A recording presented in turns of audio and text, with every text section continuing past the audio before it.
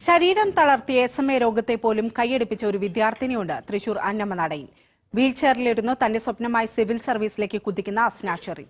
പ്രതിസന്ധികളെ എല്ലാം വകഞ്ഞു മാറ്റി വിജയം കൊയ്യുന്ന അസ്നയെ കാണാൻ കഴിഞ്ഞ ദിവസം കളക്ടർ കൃഷ്ണ തേജ തന്നെ നേരിട്ടെത്തി.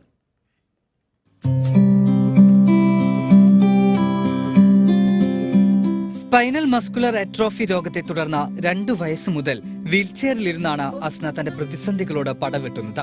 ജീവിതത്തിൽ സിവിൽ സർവീസ് നേടുക എന്ന ലക്ഷ്യം മാത്രമാണ് അസ്നയ്ക്കുള്ളത്. ആ ലക്ഷ്യത്തിലേക്കുള്ള പ്രയാണം അസ്ന 100 മേനി വിജയിച്ചുകൊണ്ടേയിരുന്നു. ഏറ്റവും ഒടുവിൽ ഹയർ സെക്കൻഡറി പരീക്ഷയിൽ 1200-ൽ 1199 മാർക്കും നേടി ആ പ്രയാണം തുടരുകയാണ്.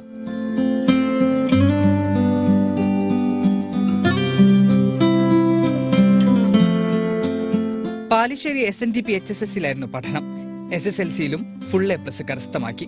സംസ്ഥാന സർക്കാരിന്റെ ഉജ്ജ്വല ബാലി പുരസ്കാരം, ക്രിയേറ്റീവ് ചൈൽഡിനുള്ള സംസ്ഥാന സർക്കാരിന്റെ അവാർഡ് ഇങ്ങനെ അസ്ന നേടിയെടുത്ത നേട്ടങ്ങൾ നിരവധിയാണ്. വാപ്പിച്ചിയുടെയും ഉമ്മച്ചിയുടെയും എല്ലാവരുടെയൊക്കെ കഷ്ടപ്പാടും അവർക്കാണ് ശരിക്കും ഈ വിജയം. അവരുടെ വിജയമാണിത്.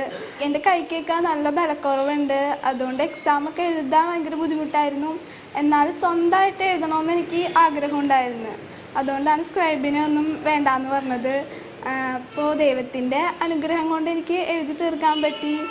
അസ്നയെ നേരിട്ട് കാണാൻ ജില്ലാ കളക്ടർ VR കൃഷ്ണതേജ വീട്ടിലെത്തി. സിവിൽ സർവീസ് മോഹങ്ങൾക്ക് പിന്തുണ അറിയിച്ചു. തുടർ പഠനത്തിനുള്ള ഉപദേശങ്ങൾ നൽകിയും പ്രോത്സാഹനവും അറിയിച്ചും ഓട്ടോഗ്രാഫ് സമ്മാനിച്ചുമാണ് കളക്ടർ മടങ്ങിയത്.